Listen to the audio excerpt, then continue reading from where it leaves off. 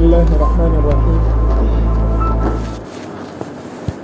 نحمد ونصلي على رسوله الكريم أما بعد فأعوذ بالله من الشيطان الرجيم بسم الله الرحمن الرحيم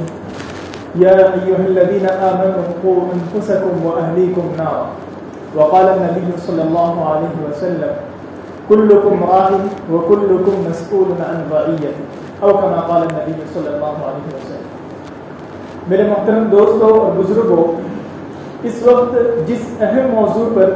چند منٹ گفتگو کی جائے گی وہ اس وقت کی سب سے اہم ترین ضرورت ہے، چونکہ ایمان کے بغیر اعمال مقبول نہیں ہوا کرتے، اور جب ایمان پر ہی خطرات منڈلاتے رہے اور انسان اپنے ایمان سے ہی ہاتھ دھو بیٹھے تو چاہے وہ کتنی ہی نماز پڑھ لے، کتنے ہی صدقات کر لے اور کتنے ہی جو ہے دین کے کام کر لے، وہ مقبول نہیں ہے. اور اس وقت یہ سب سے اہم چیز ہے جس کی طرف ہمیں توجہ کی ضرورت ہے. توحید کہتے ہیں اللہ تبارک و تعالیٰ کی بندگی کو تسلیم کرنے کو، اللہ تعالیٰ کو ایک ماننے، اور اسلام کہتے ہیں اللہ کے نبی صلی اللہ علیہ وسلم کی باتوں کو اور دیگر انبیاء کرام جو آئے ہیں ان کی باتوں کو ماننا، یہ اسلام کہلاتا ہے. اور یہ اسلام ہمارا اصلی مذہب ہے. اس وقت جو بہت زیادہ باتیں پھیلی ہوئی ہے کہ گھر واپسی، تو یہ اصل گھر واپسی یہ ہے کہ ہم اصلی مذہب کی طرف لوٹ کر آئے. چونکہ سب سے پہلے نبی حضرت آدم علیہ السلام جو سب سے پہلے اس روئے زمین پر آئے، ان کا مذہب اسلام تھا، اور سب سے آخری نبی حضرت محمد مصطفیٰ صلی اللہ علیہ وسلم تشریف لائے جن کا مذہب بھی اسلام تھا. اس سے پتہ چلا کہ ہمارا اصلی مذہب وہ اسلام. اب دیگر انبیاء کی طرف بڑھتے ہیں تو دیگر انبیاء بھی جو اپنے اولادوں کے تعلق سے فکر کر رہے تھے، جیسے حضرت یعقوب علیہ السلام اور حضرت ابراہیم علیہ السلام سے متعلق گفتگو آتی ہے قرآن کریم میں ہے کہ وہ بھی اپنے آخری وقت میں اپنے بچوں کو وصیت کر رہے تھے کہ میرے بعد تم کس دین کو اختیار کرو، اور ان کو گویا اسلام پر جمے رہنے کی ترغیب دے رہے تھے، جس کی قرآن کریم نے عکاسی کی ہے وَوَصَّى بِهَا إِبْرَاهِيمُ بَنِيهِ وَيَعْقُوبُ يَا بَنِيَّ إِنَّ اللَّهَ اصْطَفَى لَكُمُ الدِّينَ فَلَا تَمُوتُنَّ إِلَّا وَأَنْتُمْ مُسْلِمُونَ. یہ جو آیات ہے، ان آیات سے پتہ چلتا ہے کہ ان انبیاء کرام کو بھی اپنے بچوں کی ایمان کی فکر. اللہ تبارک و تعالیٰ نے انبیاء کرام کے ایمان کی حفاظت کی ذمہ داری تو لی، لیکن انبیاء کرام کے جو بچے ہیں ان کے ایمان کی حفاظت کی ذمہ داری نہیں لی ہے، بلکہ وہ اپنے طور پر صحیح اعمال کریں گے تو ایسی صورت میں وہ راہ راست پر آئیں گے، ورنہ پھر وہ نکال دیے جائیں گے. جیسا کہ آپ حضرات جانتے ہوں گے کہ طوفان نوح میں حضرت نوح علیہ السلام کا ایک بیٹا وہ غرق ہو چکا تھا کیونکہ وہ کافر تھا، اس نے نہیں مانا. تو دیکھیے انبیاء کرام کو اپنے بچوں کے ایمان کی اتنی فکر. حضرت محمد مصطفیٰ صلی اللہ علیہ وسلم کو بھی ایمان کی، اپنے امتی کی ایمان کی اتنی فکر. اس کے بعد سے یہ تسلسل آتا رہا اور اب ہم موجودہ زمانے کی تاریخ کو دیکھیں تو ہندوستان کی آزادی میں جنہوں نے ایک مجاہدانہ کردار ادا کیا، حضرت مولانا محمود الحسن دیوبندی رحمۃ اللہ علیہ، انہوں نے اپنے شاگرد مولانا عاشق الہی میرٹھی رحمۃ اللہ علیہ سے فرمایا تھا کہ جس وقت ہم لوگوں کو ایمان سے ہٹانے کے لیے کوششیں کی جا رہی تھی اور جو انگریز یہ کہہ رہے تھے کہ تم عیسائیت قبول کر لو ابھی ہم تمہیں چھوڑ دیں، اس وقت کی صورتحال یہ تھی کہ جو پھانسی کا تختہ ہے وہ سامنے لٹکا ہوا تھا، ایک لاش اتاری جاتی تھی، دوسری لاش چڑھائی جاتی تھی، اور ساری کے سارے سزا جو ہے سامنے آنکھوں کے سامنے دیے جاتے تھے تاکہ ان کا ایمان ڈگمگا جائے. لیکن وہ کہتے ہیں کہ ایسے حالات ہونے کے باوجود 100% یقین تھا کہ یہ جو نمبر آیا ہے جس کا پھانسی پر، اس کے بعد میرا ہی نمبر آنے والا ہے اور کسی کا نمبر آنے والا نہیں ہے کیونکہ یہاں پر کوئی دوسرا ہے نہیں. لیکن پھر بھی انہوں نے اپنے ایمان کا سودا نہیں. پتہ یہ چلا کہ ایمان بہت بڑی نعمت ہے اور بہت قیمتی دولت ہے. ہمیں یہ بیٹھے بٹھائے مل گئی ہے اور ہم نے کوئی قربانی، ہم جو پچھلے زمانے کے جن لوگوں نے قربانیاں دی ہے اتنی ہم نے قربانی نہیں دی، بلکہ بالکل بھی قربانی نہیں دی. تو اس وجہ سے ہمیں اس کی قدر نہیں ہے، حالانکہ ہمیں اس کی قدر کرنے کی ضرورت ہے. اور یہ ایمان کی جو دولت ہے، یہ قیمتی دولت جب فری میں مل گئی، مفت میں مل گئی، تو دھیرے دھیرے ناقدری ہے، دھیرے دھیرے آزادی آئی، دھیرے دھیرے جو دانشوران ہیں لبرلزم جو ہے، جو دوسرے جو ازم کر کے کہتے ہیں ہندوازم، ہیومینٹی، اس طرح الگ الگ جو نام دیے جاتے ہیں جو خوبصورت نام ہوتے ہیں، لیکن اس کے پیچھے در پردہ اسلام کے خلاف چیزیں چھپی ہوتی ہیں۔ اس چیز کا احساس حضرت مولانا ابو الحسن علی ندوی رحمۃ اللہ علیہ نے اپنے ہی زمانے میں کیا تھا، اور انہوں نے یہ کہا تھا کہ موجودہ دور کے جو لوگ ہیں اگر انہوں نے فکری ارتداد کا تعاقب نہیں کیا، اس کے پیچھے کوئی تیاری نہیں کی اور لوگوں کو سمجھانا شروع نہیں کیا، صحیح ایمان کی دعوت لوگوں تک نہیں پہنچی، تو ایک دور ایسا آئے گا کہ لوگ نام کے مسلمان رہ جائیں گے، صرف رسم ادا کریں گے اور باقی ایمان ان کے دل میں بالکل نہیں۔ اور تقریباً وہ دور آتے آتے اس وقت جو ہے ایسی صورتحال تقریباً ہو چکی۔ وجہ کیا ہے؟ ہم اس کا جائزہ ہے کہ ظاہری ارتداد تو نہیں پھیل رہا ہے اتنی تیزی سے، وہ بھی پھیل رہا ہے لیکن اتنی تیزی سے نہیں، لیکن فکری ارتداد پھیل رہا ہے۔ فکری ارتداد کسے کہتے ہیں؟ ارتداد کے معنی آتے ہیں دین سے پھر جانا، دین کے عقائد کا انکار کر دینا۔ ہم لوگ بات چیت میں اور بہت سی چیزوں میں بہت سے اسلامی چیزوں کا انکار کر دیتے ہیں، بہت سے عقائد میں ہمارے درار آ جاتی ہیں، بہت سی چیزوں کا بات چیت میں انکار کرتے ہیں۔ جب ہم پر تکلیف آتی ہے، مصیبتیں آتی ہیں، تو ایسے وقت میں ہماری زبان سے کفریہ کلمات نکل جاتے ہیں۔ ہم جب کسی سنت کا، کسی اسلامی طریقے کا، کسی اسلامی شعار کا مذاق اڑاتے ہیں، یہ سب کا سب جو ہے فکری ارتداد کا ایک حصہ ہے، اور یہ ہمارے درمیان تیزی سے پھیل رہا ہے۔ چونکہ ایک دستور حیات جو کہ اللہ تبارک و تعالیٰ نے ہمیں دیا ہے قرآن کریم کی شکل میں، وہ صرف اور صرف اسلام مذہب رکھنے والے افراد کے پاس ہی ہے۔ اس کے علاوہ دین جتنے بھی مذہبی مسالک ہیں سب میں چینجنگ اور تبدیلی آ چکی ہے، اور ان کے پاس کوئی دستور 10 سال ایک چیز ان کے درمیان مذہب کا حصہ رہتی ہے، 10 سال 20 سال کے بعد وہ چیزیں بدل جاتی، ختم ہو جاتی۔ لیکن اسلام ایک ایسا مذہب ہے جس میں دستور حیات جو 1400 سال پہلے آیا وہ آج بھی موجود ہے اور اسی حالت میں موجود ہے۔ اسی چیز کا حسد ہے، اسی چیز کی جلن ہے، اور اسی چیز کی وجہ سے دشمنان اسلام کو یہ چیزیں کھلتی ہے کہ ایسا نہیں ہونا چاہیے۔ جب ہم چین سے نہیں جی رہے ہیں، ہماری کوئی چیزیں محفوظ نہیں، تو دوسروں کی کیوں محفوظ؟ اس وجہ سے وہ آئے دن یعنی شروع سے لے کر اب تک مسلسل کوششیں کر رہے ہیں، اور اس کوشش کا نتیجہ یہ ہے کہ فکری ارتداد جو دوسرا ارتداد ہے وہ تو کم پھیل رہا ہے، لیکن فکری ارتداد بہت زیادہ پھیل رہا ہے۔ اس کی طرف ہمیں توجہ دینے کی ضرورت ہے۔ اب تو نوبت یہاں تک آ چکی ہے کہ موجودہ دور میں جو ہمارے گھر کی بچیاں ہیں، بیٹیاں ہیں، بہنیں ہیں، ان کو بھی ارتداد کے جال میں پھنسا کر جو کالج یونیورسٹیز جاتی ہے یا پھر ٹیوشن سینٹر جاتی ہے یا آفس میں کام کرتی ہے، ایسی لڑکیوں کو پھنسا کر کے اور ان کو ارتداد کی طرف راغب کیا جاتا ہے، ان سے شادیاں رچائی جاتی ہے۔ جو اسپیشل میرج ایکٹ ہے جو بنا ہوا ہے تقریباً 1954 میں بنا ہے، جس میں 2 بالغ افراد اپنے اس سے اپنی مرضی کے مطابق وہاں پر درخواست دے کر کے اپلیکیشن دے کر وہ اپنی شادی رجسٹر کرا سکتے ہیں، اور 6 مہینے تک آبجیکشن اٹھانے کے لیے وقت دیا جاتا ہے۔ اس کے بعد پھر وہ شادی ہمیشہ کے لیے ہو جاتی ہے۔ آج آپ دیکھ لیں گوگل پر سرچ کر کے اسپیشل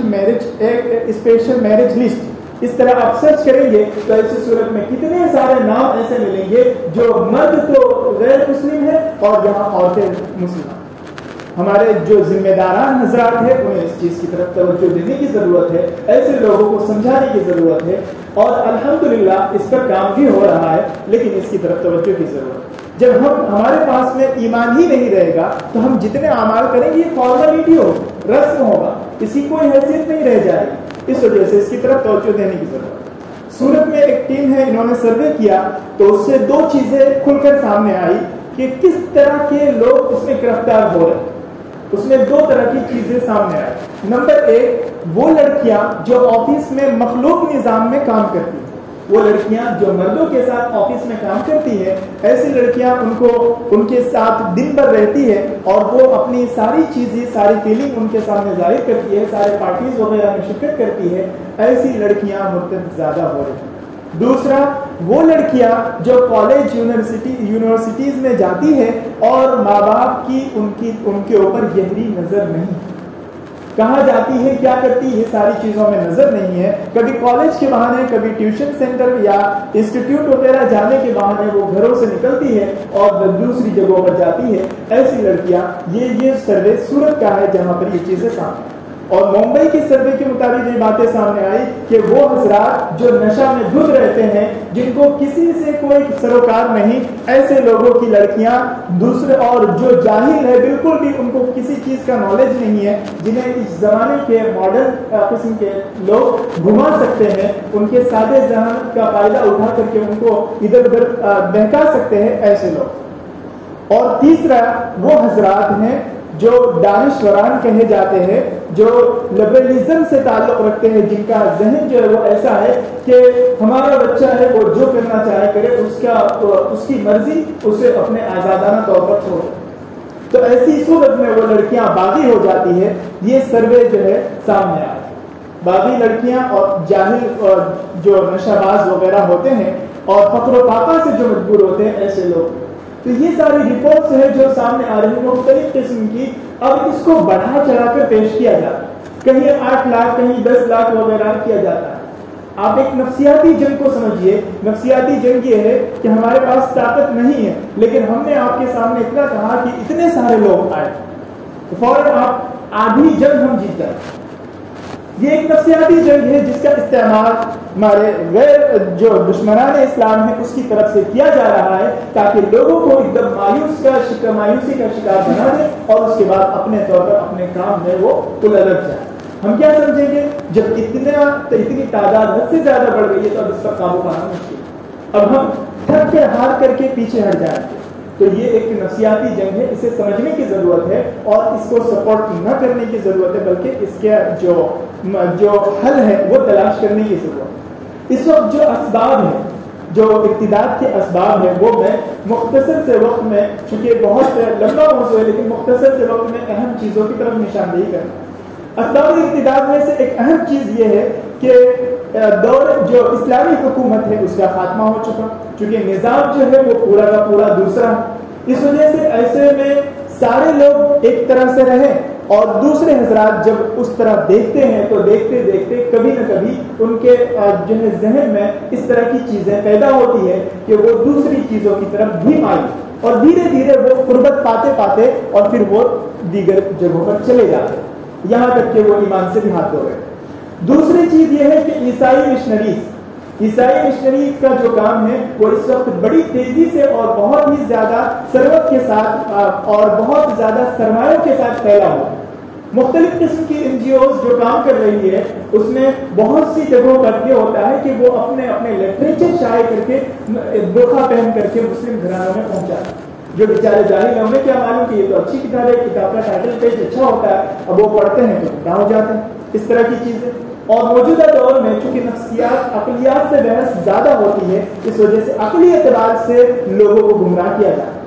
حالانکہ اسلام میں عقل کا دخل نہیں ہے, جہاں اسلام میں عقل کا دخل نہیں ہے وہاں پر جو ہے عقلیات نہیں چلتی, لیکن لوگوں کو اس طرح جو ہے عیسائی مشنری.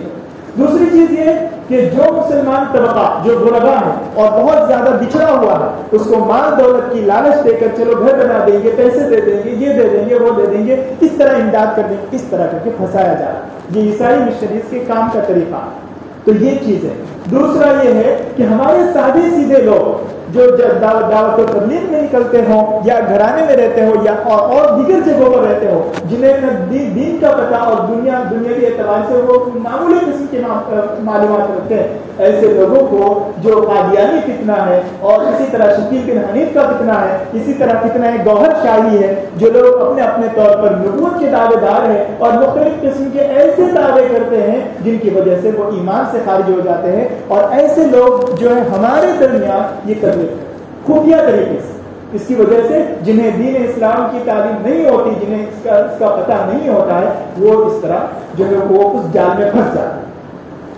دوسری چیز ہے کہ اسکولوں اور کالجوں میں ایسے پروگرامز کیے جاتے ہیں اور ایسی چیزیں, کہیں اشلوک, کہیں گیتا اور کہیں جو ان کی مذہبی کتابیں ہیں ان کو اس طرح تھوپا جاتا ہے مسلم بچوں پر, جہاں پر ان کو الگ نہیں ہونے دیا جاتا. ایسی جگہوں پر بھی مخلوق نظام تعلیم ہوتا ہے جس کی وجہ سے اس پر اثر پڑتا ہے. ایک امریکی اسکالر جو ماہر ہیں، جو ریسرچ کرتے ہیں، انہوں نے یہ لکھا ہے کہ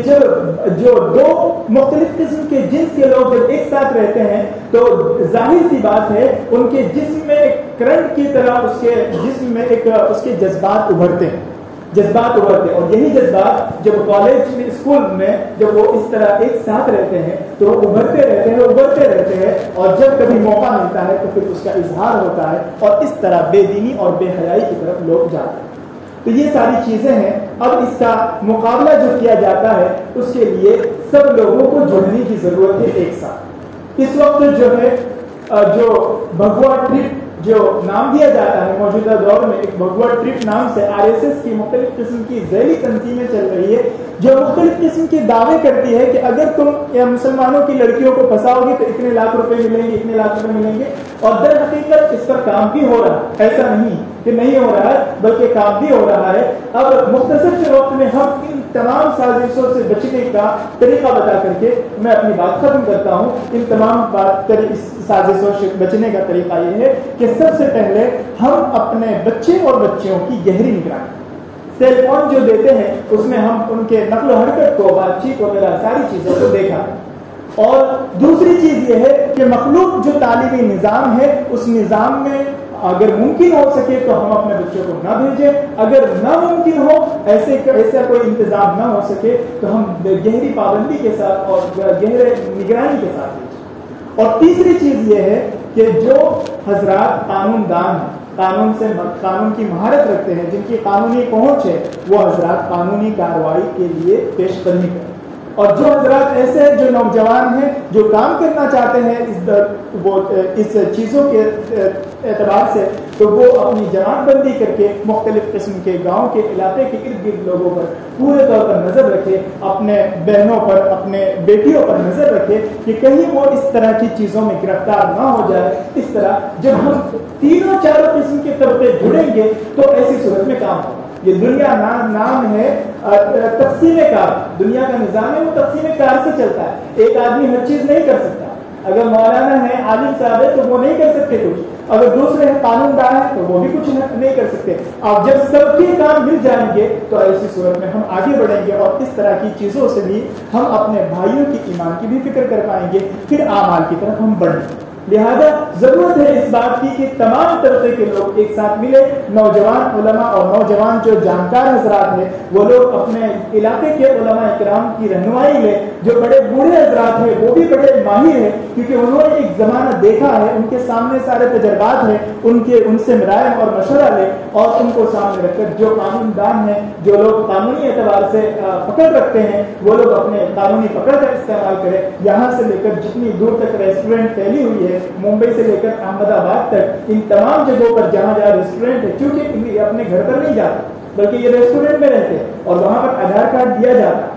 اسی طریقے سے جو اسپیشل میرج ایکٹ ہے وہاں پر جو ہے برتھ سرٹیفکیٹ اور آدھار کارڈ دیا جاتا ہے تو ایڈریس کا پتہ چل سکتا ہے۔ تو اس طرح آپ کام کریں گے تو انشاءاللہ ہماری مائیں، بہنیں اور بیٹیاں جو ہے وہ اپنے ایمان کو بچا پائیں گی اور اس طرح ہم ایک نسل کے ایمان کی حفاظت کا ذریعہ بنیں گے۔ تو اعمال کی حفاظت سے زیادہ ایمان کی حفاظت کی ضرورت ہے، اس طرف ہمیں توجہ دینے کی ضرورت ہے اور ہم ان کلمات کفریہ کو پوچھیں علماء سے جن کلمات سے ہم ایمان سے نکل جاتے ہیں تاکہ ہمارا ایمان بھی صحیح سلامت رہے۔ اللہ تبارک و تعالیٰ سے دعا ہے کہ اللہ تبارک و تعالیٰ ہم سب کو ان سب باتوں پر عمل کرنے کی توفیق عطا فرمائے اور ہم سب کو اپنے ایمان کی فکر کرنے کی توفیق عطا فرمائے اور ہم سب کو ایمان پر خاتمہ نصیب فرمائے۔ آمین۔ وآخر دعوانا الحمدللہ۔